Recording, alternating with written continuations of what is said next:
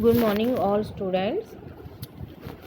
Last class में हमने अपना थर्ड चैप्टर था आवर चेंजिंग अर्थ, उसमें हमने जो मेजर लैंड फॉर्म्स थे एंड जो वर्क्स थे, work of veins, work of ice and work of reverse, वो हमने कंप्लीट कर लिए थे।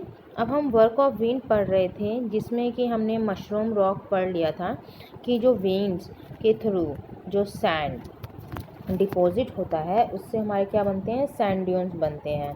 इसमें जो एग्जांपल है जैसे मशरूम रॉक बन जाता है, उसकी फॉर्मेशन जो होती है। अब हम नेक्स्ट देखते हैं कि in several area large area of world the surface is covered by deposit of winds transported silt that has settled out from dust storm over many thousand of years। ये हम देखते हैं कि इस वर्ल्ड में जो भी चीज़ें जो सरफेस है, हमारा सरफेस, वो किससे कवर है, विंड ट्रांसपोर्टेड सिल्ट से, है ना, कि जो हवा द्वारा जो सिल्ट जो ट्रांसपोर्ट किए जाते हैं। सिल्ट का क्या मतलब है, जो रेत के छोटे छोटे टुकड़े हैं, है ना, कंकड़ पत्थर हैं, तो डस्ट है, तो ये बहुत सारे हजारों सालों से जब इकट्ठे हो जाते हैं तो ये सारे मटेरियल ही लॉस कहलाते हैं। इसकी क्या होती है, एक थिकेस्ट डिपॉजिट लेयर होती है ना, और ये कहाँ पर है, नॉर्थ ईस्ट चाइना में। और इसकी जो लेयर है 3 मीटर डीप होती है और मैक्सिमम जो थिकनेस है वो 100 मीटर होती है, यानी कि इसकी थिकेस्ट और इसकी जो थिकनेस है वो 30 मीटर से 100 मीटर के बीच में होती है। अब हम वेव्स देखेंगे। अब तक हमने कि वेव्स का क्या, जो समुद्री लहरें होती हैं उनके क्या क्या वर्क हैं वो देखते हैं। हम इससे अवेयर हैं कि जो वाटर है ओशियन में, वो कभी भी रेस्ट नहीं लेता है, यानी कि कभी भी वो नहीं रुकता है, हमेशा मोशन में ही रहता है। तो इससे क्या आते हैं, टाइड्स आते हैं, है ना, टाइड से हम ज्वार भाटा बोलते हैं, वेव्स एंड ओशियन करंट्स, ये सारे क्या होते हैं, ये रेस्टलेसनेस होते हैं, है ना, जो बड़ी बड़ी लहरें उठती हैं। तो इनके जो कंटिन्यूस इफेक्ट होते हैं समुद्र के तट पर, वो बहुत से लैंडफॉर्म्स बनाते हैं, रिलीफ फीचर्स बनाते हैं, जैसे सी क्लिफ, यानी कि समुद्री चट्टानें जो होती हैं, इसका बहुत ज़्यादा इम्पैक्ट पड़ता है सी वेव्स का, क्योंकि इसका जो लोअर पार्ट है कोस्टल रॉक, वो क्या होता है, eroded more rapidly than upper part, है ना। अपर पार्ट के अकॉर्डिंग जो लोअर पार्ट है वहाँ पर ज़्यादा तेज़ी से इरोडेड पार्टिकल्स आते हैं। इरोडेड का मतलब है कि दूसरी जगह से टूट फूट कर वो एक जगह इकट्ठे हो जाते हैं। तो इससे क्या बन जाता है, जब इस तेज़ लहरों के साथ जब ये सारे जो ये डिपोजिशन है एक जगह हो जाता है तो एक रॉक टाइप में बन जाता है ना। And with the passage of time this excavation in the lower part, और जैसे जैसे समय बीतता जाता है ये लोअर पार्ट में एक बड़ी सी चट्टान बना लेता है, जिसको हम सी क्लिफ कहते हैं, क्योंकि काफ़ी टाइम लगता है। तो और समुद्र की जो लहरें हैं वो भी बहुत ज़्यादा तेज़ होती हैं, तो अपने साथ जो भी बहा कर लाती हैं वो एक जगह डिपॉजिट करती रहती हैं, और इससे ये जो हमारी सी क्लिफ है इसकी फॉर्मेशन होती है। अपर पार्ट के जो रॉक है left projecting towards in the sea, है ना, तो जो हमारा इसका जो left projecting work towards the sea, after some time this projecting part falls into the sea under its own weight. As a result vertical wall is left. This vertical wall is called cliff.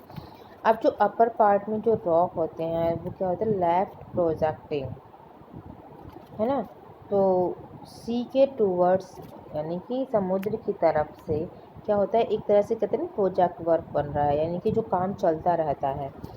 और ये क्या होता है, इसके जो समुद्र के bottom में होते हैं सारे पार्ट, तो इस तरह से एक वॉल सी बन जाती है और इस वॉल को हम क्लिफ कहते हैं। तो इंडिया में जो है सी क्लिफ्स कहाँ पे मिलेंगे, कॉन्गो कोस्ट पर मिलती है भारत में।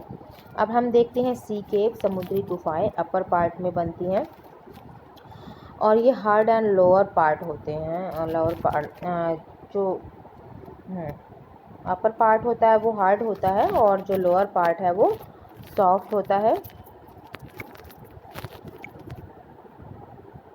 तो लोअर पार्ट में क्या होता है, जो रॉक्स हैं वो इन सर्कमस्टांसेस क्या होता है, eroded much faster than upper part. तो इसमें भी वही है कि जो सी केव्स कैसे बनती हैं कि जो लोअर पार्ट है उसमें ज़्यादा फास्टर होता है,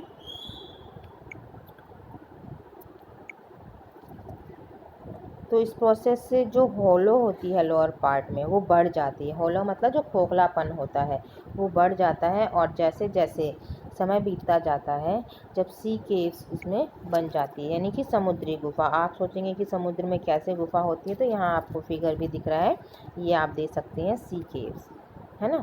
जब एक जगह यहाँ डिपॉजिट हो जाती हैं चीज़ें तो क्या होती हैं कि जो इनका लोअर पार्ट है उसमें जब प्रेशर पड़ता है इनको वाटर का, तो वहाँ पे एक होलो यानी खोखलापन जिसे हम कहते हैं वो बन जाता है। अब सी आर्चेज हम देखेंगे। When a part of coast extend to some distance, यानी कि जब समुद्र का कुछ पार्ट एक्सटेंड हो जाता है, बढ़ जाता है, तो क्या होते हैं समुद्र की जो वेव्स होती हैं वो अपोजिट डायरेक्शन में काम करने लगती हैं, और क्या हो जाती हैं, cut passage through the soft rock, और सॉफ्ट रॉक से एक रास्ता कट करते हैं। और इसकी जो इनिशियल स्टेट है, स्टार्टिंग जो स्टेज होती है वो कैसी होती है, नैरो होल होता है ना। सी आर्च आप देख रहे हैं कि इस तरह से एक नैरो होल हो जाता है उसमें, और धीरे धीरे क्या होता है ये एक बड़ा सा आर्च बन जाता है।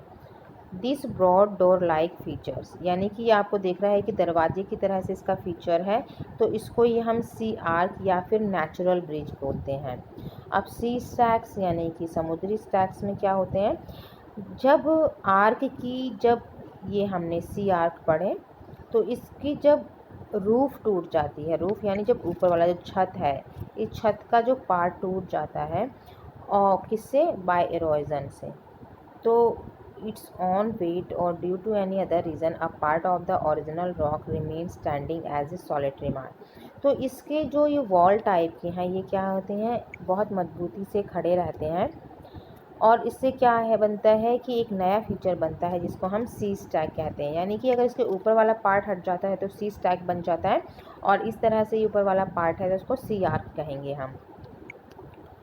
उसके बाद हम बीचेस भी देखे होंगे आपने, समुद्री तट पर बीच तो बहुत से जो मिनरल्स हैं, मटेरियल्स हैं, वो इरोड होकर कहाँ आते हैं, यानी कि बहकर किनारे पर आ जाते हैं समुद्र किनारे पे। तो इस डिपोजिशन से क्या होता है, shallow part of coastal areas raised above the water level, एक शैलो पार्ट बन जाता है इसमें वाटर लेवल का। This raised portion is almost like a flat plain और a platform for a gravel and sand. आपने देखा होगा समुद्र का जो तट होता है वो कैसा होता है, बिल्कुल फ्लैट होता है, और वहाँ का जो वाटर लेवल है वह रेज होता रहता है, यानी कि पानी आराम से वहाँ पर फ्लो हो सकता है। इस तरह का जो डिपोजिशन होता है उसको हम बीच बोलते हैं। तो मैरीना बीच, चेन्नई का मैरीना बीच, और कोवलम बीच ऑफ तिरुवनंतपुरम, ये सबसे मोस्ट फेमस बीचेस हैं इंडिया में। तो ओके स्टूडेंट्स, आज हमारा जो है चैप्टर कंप्लीट होता है। Good bye everyone, thank you very much.